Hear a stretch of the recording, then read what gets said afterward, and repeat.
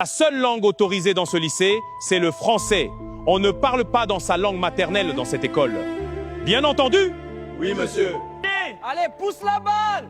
Passe, au but! Les filles, on commence le jeu! Je la Kwa nini tusiongee lugha yetu? Kwani uko Ufaransa wanafunzi nao wanasumulia Kiswahili kwenye shule? Hey, Il est interdit de parler la langue maternelle à l'école. Ici, on ne parle que le français.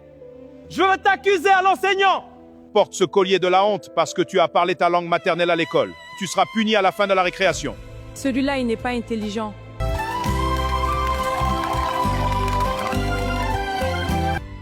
Tourne-toi.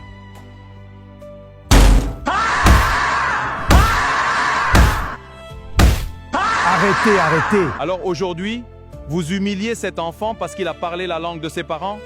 Vous le punissez parce qu'il a parlé la langue de ses grands-parents? Vous êtes en train de lui apprendre à avoir honte de son identité. Et quand un enfant commence à avoir honte de ce qu'il est, il passe toute sa vie à vouloir être quelqu'un d'autre. Voilà l'un des plus grands drames de notre société. On a fini par croire qu'être intelligent, c'est parler parfaitement une langue étrangère. On a fini par croire que celui qui maîtrise la langue de ses ancêtres est moins instruit que celui qui maîtrise la langue des autres.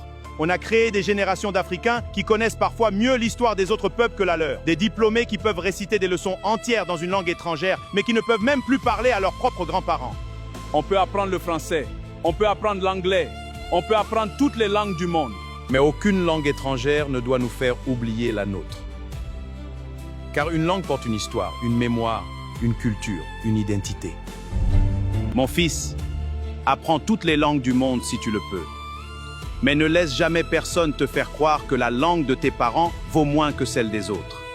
Un peuple qui protège sa langue protège sa mémoire.